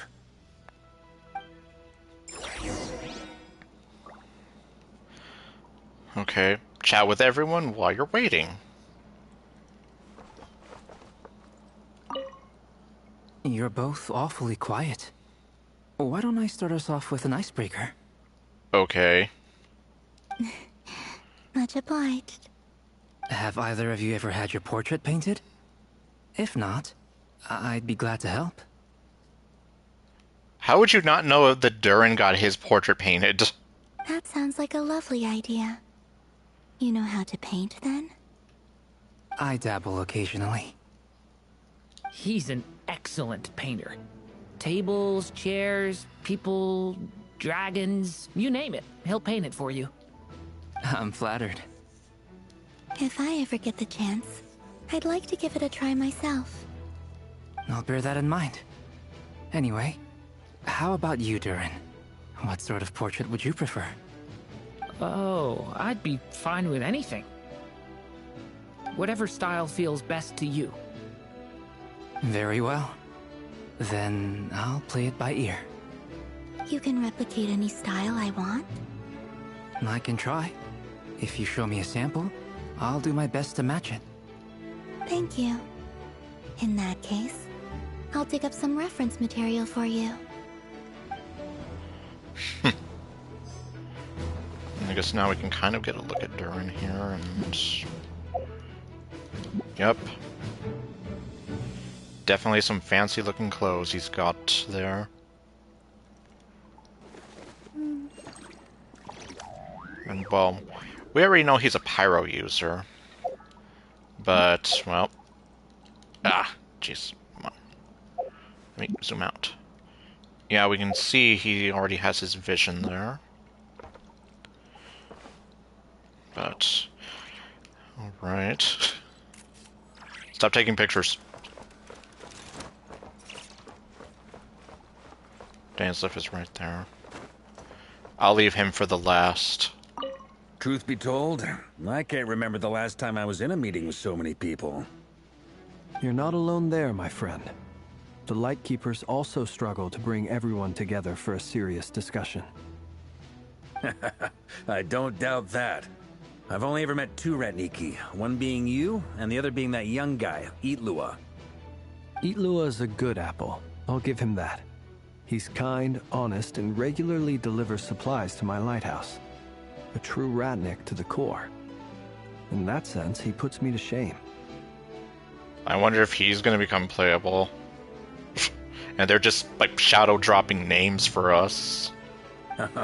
So you're what? A fake Ratnik? That's what it sounds like you're saying. But I get the feeling that's not quite what you meant.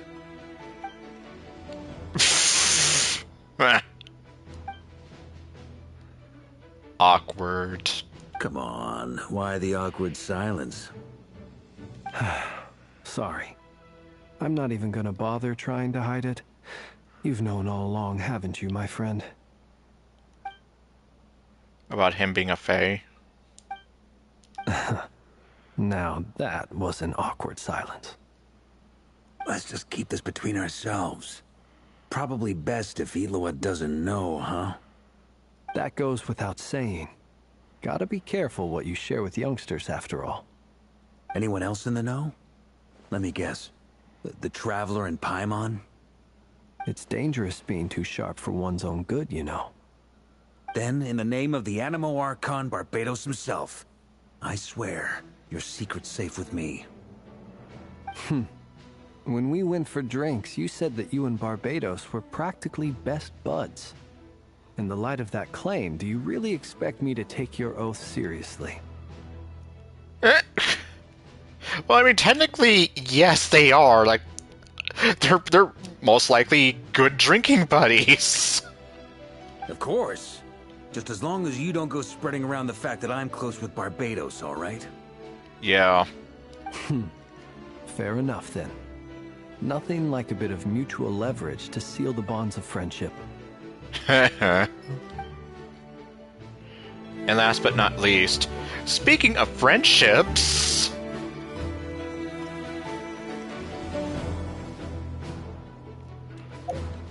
Kogumi's just looking up at him. Is there something you'd like to say to me?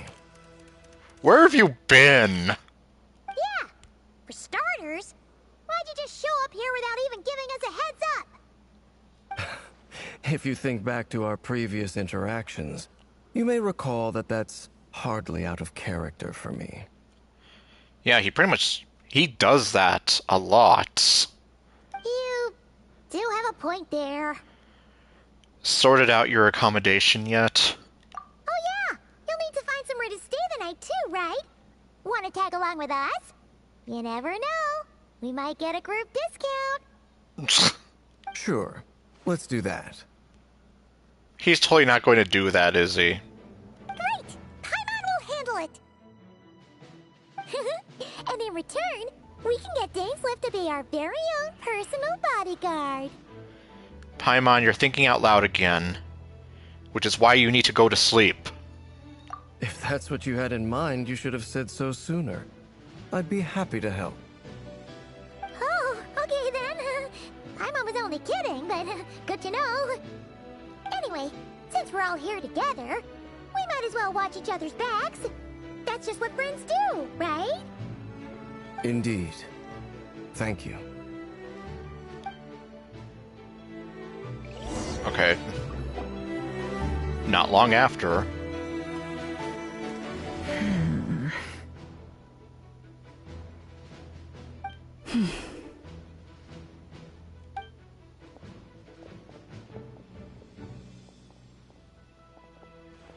Ah, Miss Nefer. You made it after all. But what about Yehoda? I'm here to give you an update on how things are going on our end. Once this is over, I'll be heading straight back to continue my work. I left Yehoda back at the Curatorium to watch over things while I'm gone. Huh. So much for just this once. Shh! Not so loud! We're on a roll here. What if she remembers and suddenly decides to back out?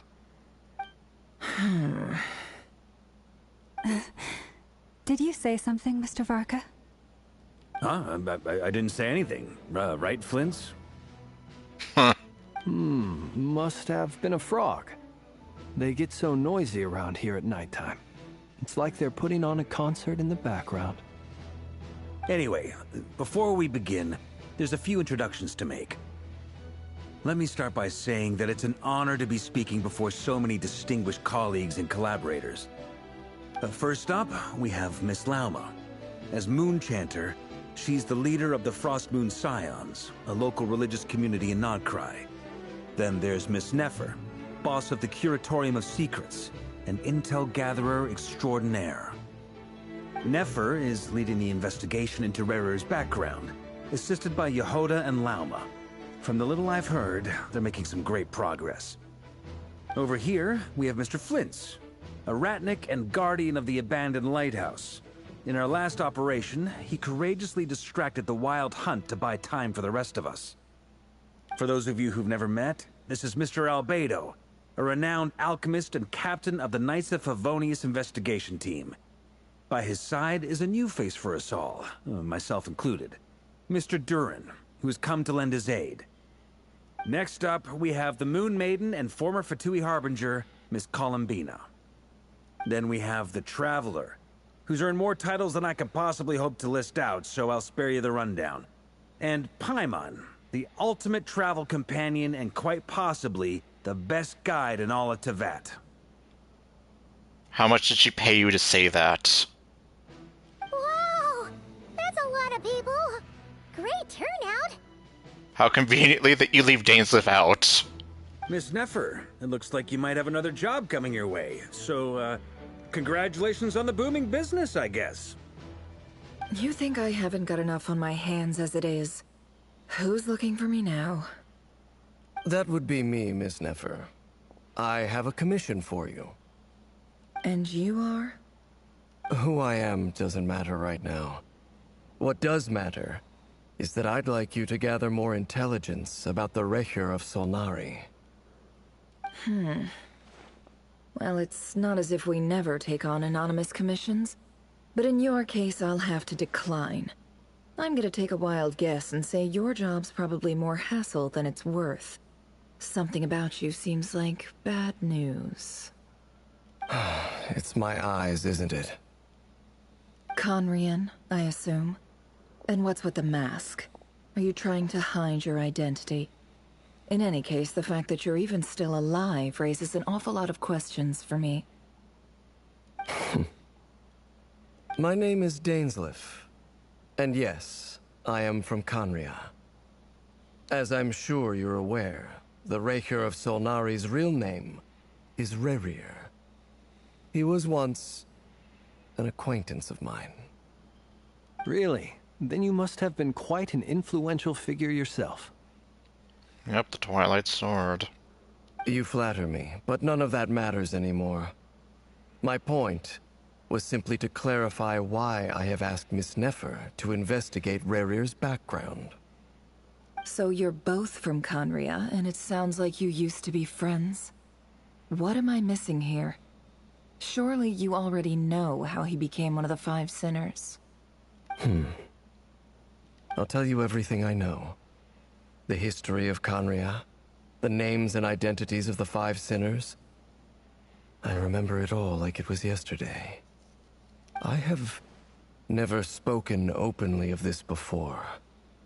But the truth was exactly as people say. The Five Sinners were each driven by their own desires, and it was by playing upon these that the Abyss tempted them to their fall, tearing Conria apart in the process.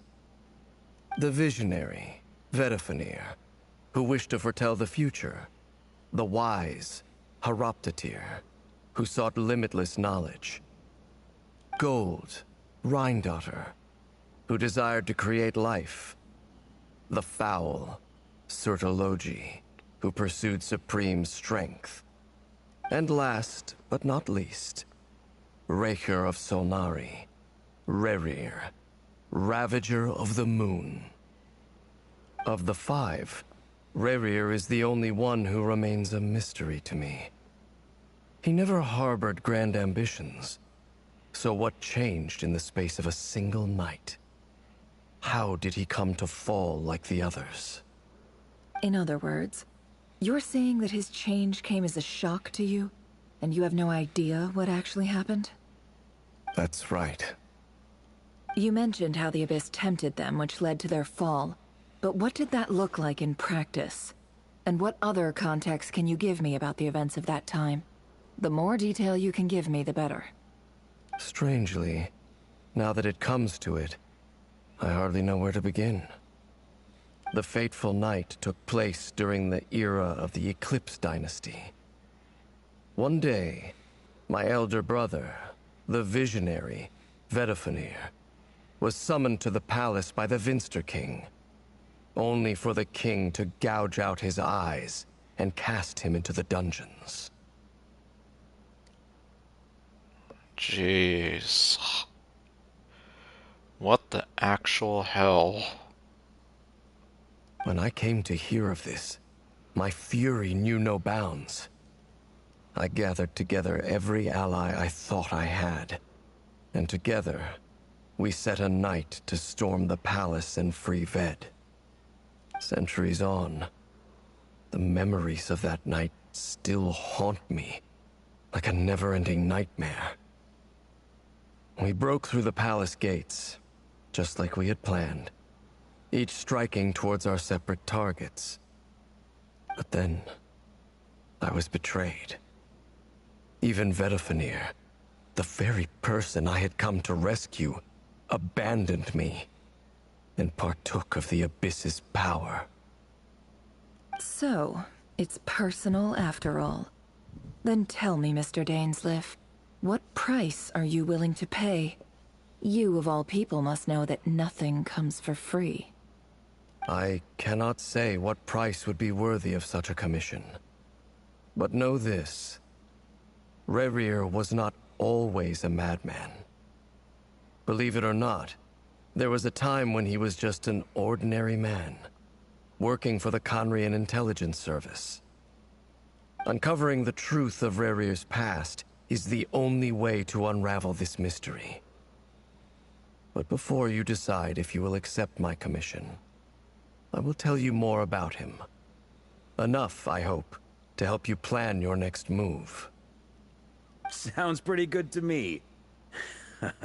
Feels like we just flagged down a random passerby, only to discover he's actually a master strategist who has a score to settle with our enemy.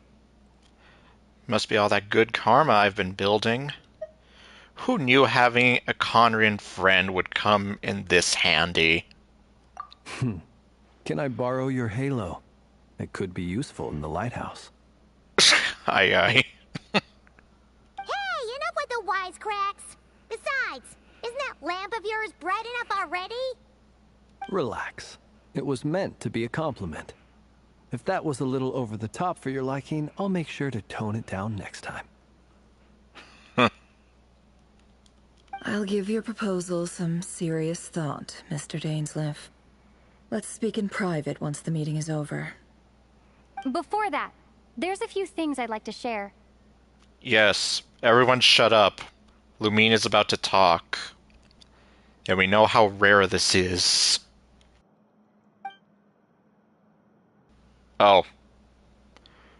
Okay, well, maybe she'll still be talking? I'm just here like, come on. I want to hear her talk more, damn it. You recount meeting the Knave, and how the iridescent moon's marrow was retrieved from the crimson moon space. You make it clear that the Knave chose to help you of her own accord, then conclude by reporting how the hearts of the three moons are finally in your hands. Well, kind of. Arlecchino kind of... Well, okay, no, she walked off with the moon marrow, but... Well, anyway. Now that we've united the hearts of the three moons, your power should be greatly enhanced. But it seems like that hasn't happened yet. I believe it will take a little longer.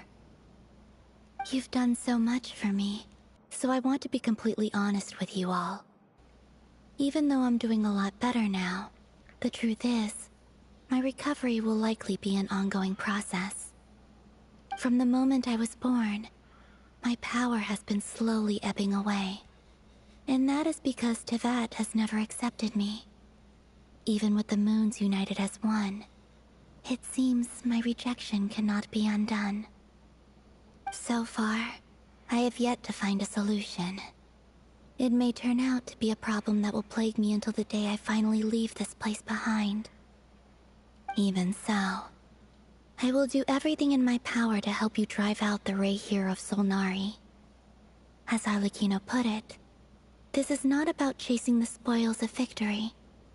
It's just a gesture of heartfelt gratitude. Kutar.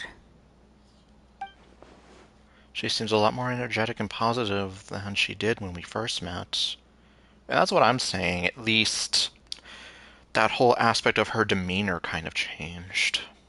Defeating the Ray here of Solnari will be no easy task. While my strength slowly recovers, we'll also need to gather more intel. Naturally. We should take all the help we can get if we hope to defeat him. We've considered several viable plans now, but our choice hinges on the answers to a few key questions. Is it even possible to kill Rerir? What experiences shaped the person or monster he became? And what's he really after?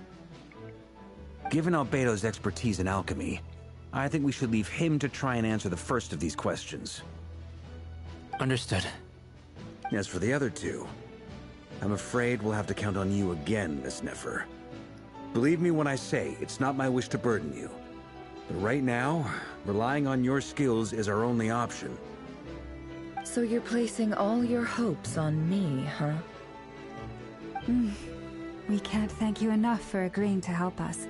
Honestly, I can hardly believe how lucky we are. You sure have a talent for changing your tune, Miss Moonchanter. Timid like Yehoda one moment, then flinches insincere flattery the next. Ladies, please. I must object to your portrayal of me. That's all. Feel free to keep bickering. Just pretend I'm not here. God damn. Okay.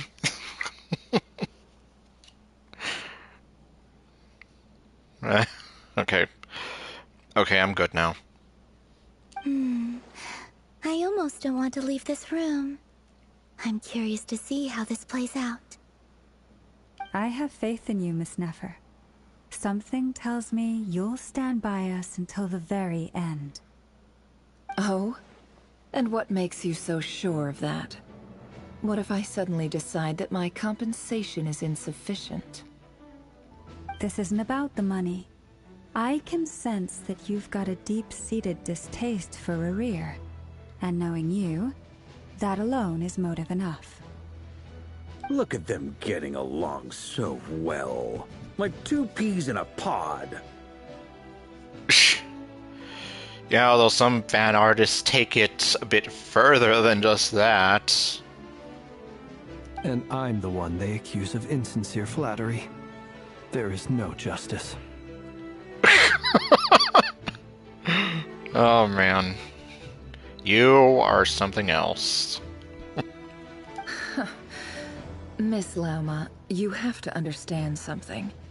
Unlike you, I don't actually enjoy having everyone's hopes on my shoulders. Is that right? Well, maybe the fact that I'm willing to put my hopes in other people says more about me than you. But the fact is, I also trust you. And that's because I know that you're someone we can count on. Anyway, we've got our plan, so let's get moving. Mr. Dainsleif, let's talk. And Traveler, once we're finished, if you've nothing else planned, I'd like you to come with me. Alright. This whole experience is teaching me a lot. For instance, I now know that when other issues come up in the future, I'll have far more luck getting Lauma to convince Miss Nefer than trying to do it myself. Jeez. You said the quiet part loud and the loud part quiet, essentially. Hate to say it, friend, but that's one of the funniest things I've heard in a while. Man, those two are definitely getting along well. Now you two are like two peas in a pod. Why? You think I've got it wrong? Quite the opposite. But what makes it so hilarious is how long it's taken you to realize. Nefer and Dainsleif converse intently for quite some time. From the gravity of their expressions, you can tell how heavily the next stage of the plan weighs upon them both. After a short chat, Albedo and Durin head off with Vark on what they describe as a sample-finding mission. Okay. Llama steps out for a while, then comes back loaded up with emergency medicine. Oh, okay. She tells you that while people rarely expect to get hurt, it's her duty to be ready when they do. Yeah, and I think that's almost a given. Hardly anyone ever expects that they're gonna get hurt. Unless they're, like, living in constant fear that something's gonna happen to them and they're just, like, holed up somewhere in the fetal position. But anyway, that's besides the point. You and Paimon wait patiently for Nefer, content to see how well everyone is working together. Once Nefer is finished, you follow her and Llama back to the Curatorium. And it's going to take us there, I imagine. Yep, okay. However, though, considering how long I've been running, I think I'll just leave it here. But actually, first, let me get out of here. That way I don't accidentally trigger any story stuff. But alright, so next time, whenever that might be, we'll see about continuing and seeing what Nefer wants to talk to us about. But anyway, so thank you all for watching, and I'll see you guys next. Oops, I did the wrong thing. Okay, this time for real. Thank you all for watching, and I'll see you guys next time with whatever else I do. Later, folks.